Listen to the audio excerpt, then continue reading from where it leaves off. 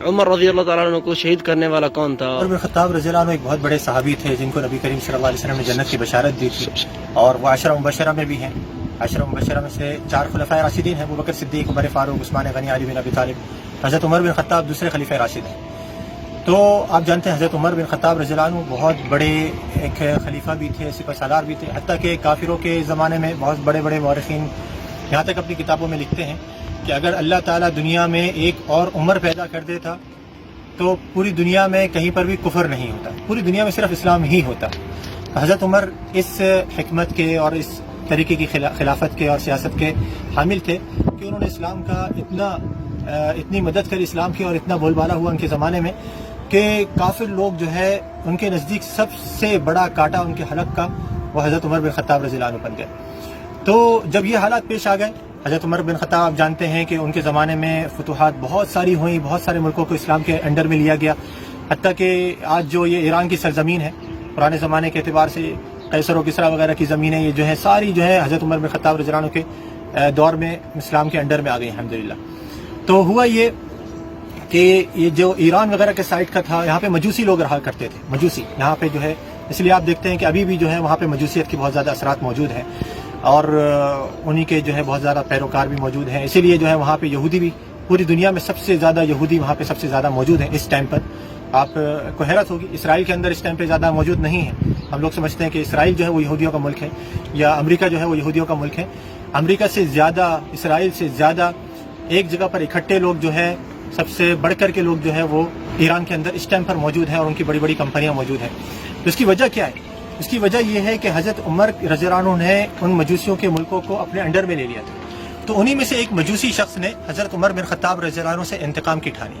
حضرت عمر بن خطاب رضی اللہ عنہ، جب کسی کا وقت آتا ہے تو کبھی بھی اس کی موت نہ پہلے آتی ہے نہ بعد میں آتی ہے۔ جب اللہ تعالیٰ چاہتا ہے تو موت آ جاتی ہے، لیکن اللہ تعالیٰ ساتھ ساتھ کوئی سبب دے دیتا ہے اس کے درجات کو بلند کرنے کے لیے۔ تو حضرت عمر بن خطاب رضی اللہ عنہ کی موت کے ساتھ ساتھ اللہ نے چاہا کہ آپ شہید بھی ہو جائے، آپ کو شہادت کا درجہ بھی مل جائے، آپ کو یہ مقام بھی حاصل ہو جائے۔ تو آپ نے، اللہ تعالیٰ نے یہ کرنا ہوا کہ ایک مجوسی کے دل میں ڈالا کہ وہ حضرت عمر سے بدلہ لے۔ یہ ہوا کہ حضرت عمر بن خطاب رضی اللہ عنہ مسجد کے اندر نماز پڑھا رہے تھے، فجر کی نماز تھی، اور وہ آ کر کے محراب کے پیچھے یا پیچھے کسی اوٹ کے اندر آ کر کے چھپ گیا مجوسی شخص۔ اور جیسے ہی حضرت عمر بن خطاب نماز میں تھے، وہ اچانک سے نکلا، اس کے ہاتھ میں ایک خنجر تھا، اس کے کئی سارے کونے تھے، اور اس نے وہ حضرت عمر بن خطاب رضی اللہ عنہ کے پیٹ میں اس کو گھوسا، اور جو ہے حضرت عمر بن خطاب رضی اللہ عنہ زخمی ہو گئے۔ بعد میں حضرت عمر بن خطاب جب زخمی حالت میں تھے تو پوچھا صحابہ کرام سے کہ مجھے کس نے مارا ہے؟ آپ کو تو پتہ بھی نہیں لگا۔ یعنی کہ یہاں سے ہمیں یہ بھی سبق مل رہا ہے کہ حضرت عمر جو پوری دنیا کے اندر انبیاء رسولوں کے بعد سب سے عظیم شخصیت ہیں، عالم الغیب نہیں تھے، ان کو یہ تک نہیں پتا کہ مجھے مارنے والا کون ہے۔ تو صحابہ نے بتایا، جو آس پاس میں جو لوگ تھے انہوں نے بتایا کہ آپ کو مارنے والا ایک مجوسی آدمی ہے، اس کا نام ہے ابو لؤلؤہ فیروز مجوسی، یہ آدمی ہے، اس نے آپ کو خنجر مارا ہے۔ کہا حضرت عمر نے اللہ کا شکر ادا کیا اور کہا کہ الحمدللہ، اللہ کا شکر ہے کہ اللہ نے میرا قتل، میری شہادت کسی مسلمانوں کے ہاتھوں نہیں کری، کیونکہ صحابہ کرام نہیں چاہتے تھے کہ مسلمانوں کے اندر قتل و غارت گری کا یہ فتنہ پھیلے۔ تو الحمدللہ انہوں نے کہا کہ اللہ تعالیٰ نے میرا قتل جو ہے، میری شہادت جو ہے وہ کسی مجوسی کے ہاتھ کری۔ یہ مجوسی شخص جو ہے بعد میں اس کو پکڑ لیا گیا اور سزا دی گئی، اور الحمدللہ قتل کر دیا گیا۔ لیکن آج اس کا مزار جو ہے ایران کے اندر بنا ہوا ہے، اور اس مزار کے باہر بڑا سا فارسی زبان کے اندر لکھا ہوا ہے بابا شجاع الدین ابو لؤلؤہ فیروز لکھا ہوا ہے۔ کیا معنی ہے بابا شجاع الدین؟ بابا فارسی زبان کے اندر ایک عظمت والی شخصیت کو کہتے ہیں، شجاع الدین دین کی بہادر ہستی۔ کون سی دین کی بہادر ہستی؟ آپ کو پتہ لگے گا کہ اس زمانے میں جو رافضی ہیں ان کے نزدیک دین ہے کیا، صحیح دین کیا ہے۔ جبھی وہ اپنے مزاروں کے باہر لکھ رہے ہیں کہ دین کی بہادر ہستی، ایسی شخصیت کے مزار پر جو مجوسی مرا، جس کے بارے میں تمام تاریخی کتابیں گواہی دیتی ہیں کہ یہ مجوسی مرا، اس کے مزار کے بارے میں باہر لکھا ہوا ہے کہ یہ بابا شجاع الدین کا مزار ہے، یعنی کہ دین کی بہادر ہستی۔ اب ظاہری بات ہے کون سا دین؟ مجوسیت کا دین۔